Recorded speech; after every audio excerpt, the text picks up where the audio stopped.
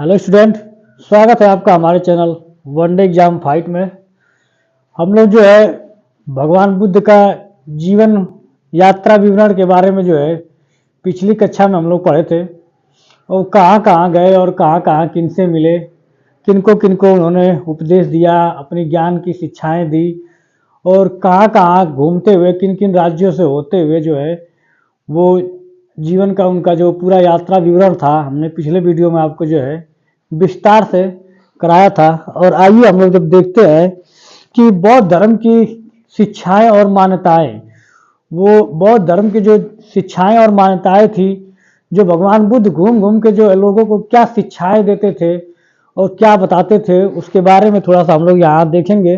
थोड़ा सा आपको लगेगा पढ़ते हुए कि ये हम लोग क्या पढ़ रहे हैं, आध्यात्मिक से जुड़ा हुआ चीज़ें हैं। ये है कि थोड़ा सा कभी कभार जो है ये सब चीज़ें भी पढ़नी चाहिए हमें, ताकि देखना चाहिए, थोड़ा गहराई से है, इसलिए आपको अच्छा लगेगा। क्योंकि एग्जाम से ये बहुत ही इंपॉर्टेंट चैप्टर है एग्जाम की दृष्टि से। बौद्ध धर्म और जैन धर्म दोनों पूछता है बहुत। हाँ, एक हर एग्जाम में एक क्वेश्चन तो जरूर ही आपसे पूछता है, तो थोड़ा सा गहराई से जानते रहेंगे तो अब जैसा कि पीसीएस का पेपर परीक्षाएं आने वाली हैं, तो थोड़ा उसके लिए भी आपको जो है थोड़ा गहराई से पढ़े रहेंगे तो आपको अच्छा रहेगा। आइए हम लोग देखते हैं कि बौद्ध धर्म की शिक्षाएं एवं मान्यताएं क्या थी। भगवान बुद्ध जो है अपनी शिक्षाओं में जो है चार बातें बताते थे। चार मुख्य बातें उन्होंने बताया कि चार आर्य सत्य, ठीक है, चार आर्य सत्य। पहली बात उन्होंने बताया कि चार आर्य सत्य, और दूसरा पॉइंट है मध्यम और अष्टांगिक मार्ग। कहने का मतलब कि जिन्होंने वो जो मार्ग बताए थे वो उनके मार्ग को जो है अष्टांगिक और मध्यम मार्ग कहा जाता था, ताकि हर व्यक्ति जो है उनकी ज्ञान की शिक्षाएं या उस मार्ग पर चलना चाहे, जो एक आम व्यक्ति, वो भी जो है उनका जो धर्म के जो शिक्षाएं और मान्यताएं थी वो काफ़ी सरल थी जैन धर्म की तुलना में कहा जाए तो, ताकि हर व्यक्ति जो है अगर इनके धर्म को जो है चाहता है ग्रहण करना तो आसानी से कर सके और उस धर्मों का जो है पालन कर सके। तो इसलिए जो है उनका जो अष्टांगिक मार्ग था बताया उन्होंने, मध्यम मार्ग कि आप जो है कैसे अपने जीवन यापन करेंगे और अपने जीवन में क्या क्या क्रियाएं करेंगे। उसके बाद उन्होंने पंचशील मार्ग बताया, उसके बाद 10शील मार्ग बताया। तो यहाँ पर हम देखेंगे कि चार आर्य जो सत्य थे उनके, वो कहते थे कि दुख, दुख क्या है। दूसरा पॉइंट है दुख का कारण, तीसरा है दुख निरोध, और चौथा है दुख निरोध गामिनी प्रतिपदा। ये उनके चार आर्य सत्य थे कि मतलब दुख क्या है, दुख के कारण, दुख निरोध, दुख गामिनी, दुख निरोध गामिनी प्रतिपदा। यानी कि उनके कहने का तात्पर्य था कि जो ये संसार है दुखों से भरा हुआ संसार है ये, और इससे आप जो है किस प्रकार से मुक्ति पा सकते हैं, या अपने जीवन में जो आपके दुख चल रहे हैं, कष्ट चल रहे हैं, वो कैसे कम हो सकते हैं। लोगों को चार आर्य सत्य बताए। उसके बारे में उन्होंने बताया दुख के कारण। दुख के कारण में उन्होंने बताया कि अज्ञान, वासना, लालच, मोह। उन्होंने कहा कि अगर आपके अंदर जो इच्छाएं हैं, कहते हैं पहले तो महात्मा बुद्ध की एक लाइन है कि इस संसार में सभी दुखों का कारण जो है, मनुष्य के सभी दुखों का कारण जो है उसकी इच्छाएं हैं, उसकी तृष्णाएं। यानी कि अगर आपके अंदर जो है जितनी इच्छाएं बढ़ेंगी किसी भी चीज को पाने की, या कह लीजिए कि घर, बिल्डिंग, नौकरी, दुकान, जो भी चीजें आप जीवन में हासिल करना चाहते हैं, जितनी आपकी इच्छाएं होंगी आपके जीवन में उतना ही कष्ट होगा। यानी कि आप, कहने का उनका तात्पर्य क्या है कि आप अपनी इच्छाओं को कंट्रोल कीजिए, सारे दुख आपके खत्म हो जाएंगे। तो उनका जो कहने का मतलब था कि आपके जीवन में दुख का जो मुख्य कारण है अज्ञान, वासना, लालच, मोह, माया, यानी कि जो भी आपके दुखों का मुख्य कारण था वो जो है आपकी ही इच्छाएं हैं, जो हर चीज को पा लेने की जो आपकी इच्छाएं हैं हासिल करने की, वही आपके दुखों का मुख्य कारण है। और कहते हैं वो दुख निरोध, दुख निरोध, दुख को दूर करने का कोई कारण बताते हैं कि यदि आप जो है दुख के दूर करने के कारण को अगर आप जान लिए तो आपका दुख जो है दूर हो गया। कि किस वजह से आपको कष्ट है, आप पहले वो जानिए कि आपके दुख के कारण क्या है, उस कारण को दूर करिए, आपका दुख दूर हो जाएगा। दुख निरोध गामिनी प्रतिपदा, उन्होंने एक मार्ग बताया है जिसको कहते हैं मध्यम मार्ग या अष्टांगिक मार्ग। जो भी बौद्ध भिक्षु होते हैं, जो उनके ज्ञान हासिल करना चाहते हैं, उनके मार्ग पे चलना चाहते हैं, उनके लिए जो है ये एक सरल मार्ग था जिसको कहते थे कि मध्यम मार्ग और अष्टांगिक मार्ग। अष्टांगिक मार्ग हमने यहाँ थोड़ा विस्तार से आपको बताया है दूसरे पॉइंट में कि जो मध्यम मार्ग और अष्टांगिक मार्ग है उसको आप यहाँ पे देखेंगे तो 8 उन्होंने जो है मार्ग बताया जिससे आपके जीवन के दुखों का जो है दूर कम होगा और आप जो है अपने उनके जो बनाए हुए रास्ते हैं, जो नियम है बौद्ध धर्म के, जो भिक्षु जिस रास्ते पे चलते हैं उसमें उन्होंने बताया कि साम्यक दृष्टि, साम्यक संकल्प, साम्यक वाक, साम्यक आजीव, साम्यक व्यायाम, साम्यक कर्मांत, सम्यक स्मृति और सम्यक समाधि। अगर यहाँ पे थोड़ा सा विस्तार से और बारीकी से देखा जाए कि क्या कहने का मतलब है, साम्यक दृष्टि वास्तविक स्वरूप में देखना। वो कहते हैं कि किसी भी चीज को आप देख रहे हैं या जिस भी चीज ये संसार में जो भी चीजें आपको दिखाई दे रही हैं, आप जो है पहले से धारणा बनाकर या मानकर मत चलिए। जो उसका वास्तविक स्वरूप है, यानी कहते हैं जो वैज्ञानिक रूप है, साइंटिफिक रूप, जो मूल रूप है उसका, जो वैज्ञानिक रूप में है, वास्तविक रूप में उसे देखिए। किसी भी चीज को आप जो आप मानते हैं तो साम्यक दृष्टि यानी कि जो है वास्तविक जो उसका स्वरूप है आप उसको देखिए, न कि आप जो है केवल पहले से ही किसी दूसरे से या पहले से बताई जा रही प्राचीन रूढ़िवादी परंपराएं जिनको आप पहले से ही मान लेते हैं हम लोग, तो उसको न मान के आप उसके वास्तविक स्वरूप को देखिए। दूसरा उनका पॉइंट है साम्यक संकल्प। कहते हैं कि संकल्प लीजिए कि आप जो है सम्यक संकल्प भौतिक सुखों का त्याग करेंगे। अगर उनके बताए हुए अष्टांगिक मार्ग पे अगर आपको चलना है तो आप जो ये भौतिक सुख हैं, जो आपके नौकरी चाकरी, रहन सहन, बिल्डिंग, महल अटारी, जितनी भी आप चीजें के बारे में जो कल्पना करते हैं उनका क्या करिए, त्याग कर दीजिए। अगर आप उनके रास्ते पे अष्टांगिक मार्ग पे चलते हैं, बौद्ध भिक्षु धर्म बनते हैं, बौद्ध भिक्षु बनते हैं और ज्ञान प्राप्त करते हैं, धारण करते हैं और बौद्ध धर्म को वाकई अपनाना चाहते हैं, तो इन सब अष्टांगिक मार्गों को आपको पालन करना पड़ेगा। साम्यक वाक, साम्यक वाक का तात्पर्य है सदा सच बोलना। आप जो है अपने जीवन में जो है सदा सत्य बोलेंगे, कभी झूठ नहीं बोलेंगे। साम्यक आजीव, सदाचार पूर्वक आजीविका अर्जित करना, मतलब एक ईमानदार और सदाचार पूर्वक जो है आजीविका अर्जित करना। झूठ बोल के, किसी को धोखा दे के आप ऐसा कोई काम नहीं करेंगे। साम्यक व्यायाम, नैतिक और आध्यात्मिक उन्नति के लिए प्रयत्न करना। कह रहे हैं सम्यक व्यायाम में होता है कि नैतिक और जो आध्यात्मिक उन्नति है, आप जो चाहते हैं कि आध्यात्मिक रूप से हमारी जो है उन्नति हो, उसके लिए आप जो है सतत रूप से प्रयास करेंगे। सम्यक कर्मांत, सदा सत्य कर्म करना, मतलब वही ईमानदारी से रहेंगे आप हमेशा, जो है परफेक्ट एक ईमानदार होकर रहेंगे, किसी के प्रति जो है कोई झूठ नहीं बोलेंगे, बेईमानी नहीं करेंगे, आप धोखाधड़ी नहीं करेंगे।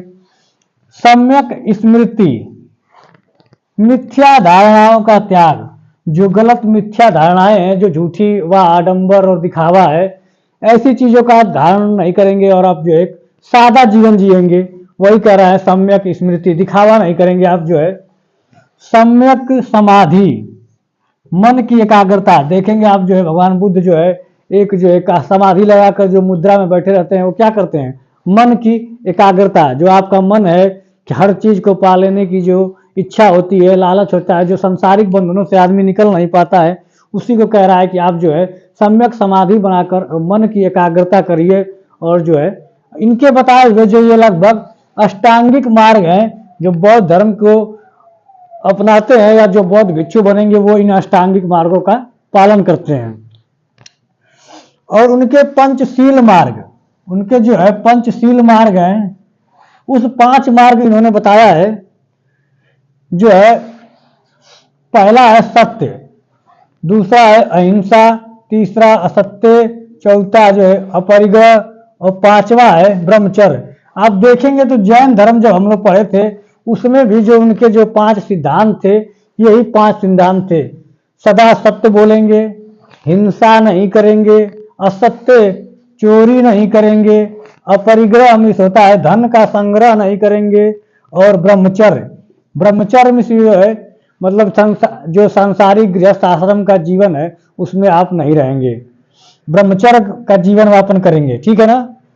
तो ये उनके 5 शील मार्ग है। तो आप 4 आर्य सत्य देख लिए, उनके अष्टांगिक मार्ग देख लिए, उनके पंचशील मार्ग देख लिए, और उनका एक 10 शील मार्ग है। बताते हैं 10 शील मार्ग जो बौद्ध धर्म धारण करने के बाद जो इन सब जो उनके बताए हुए मार्ग हैं आपको उसी पे चलना है।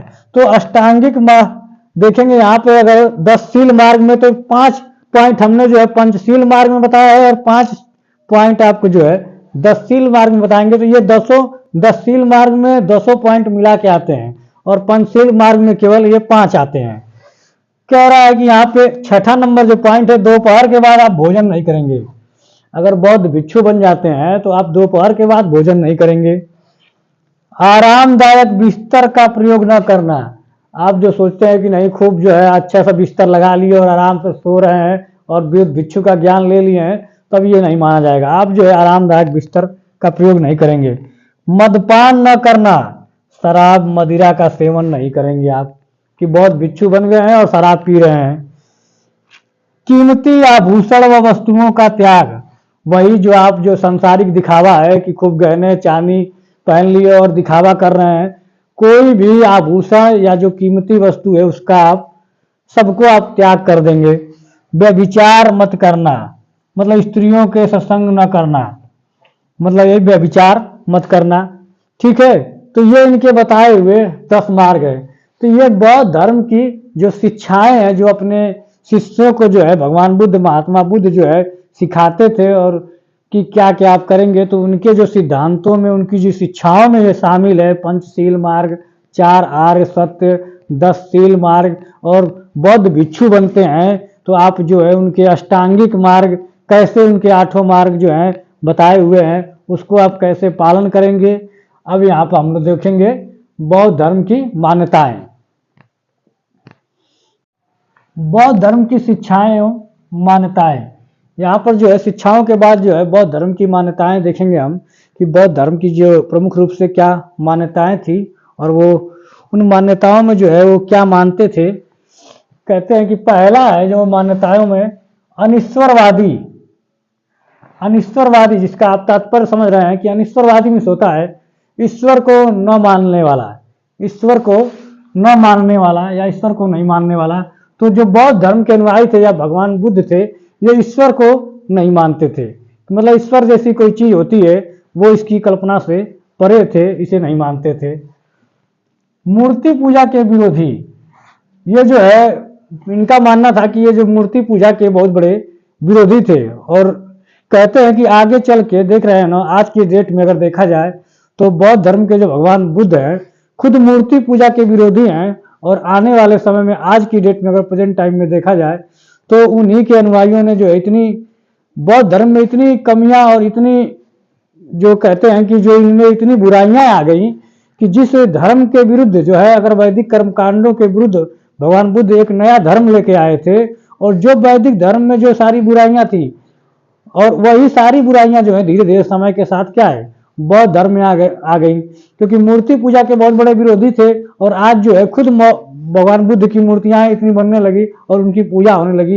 ये आते आते जो है बौद्ध धर्म के ये सब पतन के क्या थे मुख्य कारण रहे, क्योंकि भगवान बुद्ध नहीं चाहते थे कि मूर्ति पूजा हो, लेकिन उनके अनुयायियों में जब फूट पड़ गया और बहुत बाद में चल के जो है उनके ही धर्म में जो है अनेक प्रकार की जो है कुरीतियां आ गई, और इन्हीं की मूर्ति बना के लोग जो है इनकी पूजा करने लगे। तो ये बहुत बड़े इसके विरोधी थे मूर्ति पूजा के। तो वही कहते हैं जो वैदिक काल में जो बुराइयां थी कर्म, वही बुराइयां जो है बौद्ध धर्म में खुद आ गई। तीसरा है वेदों का खंडन या कर्म कांडों का खंडन।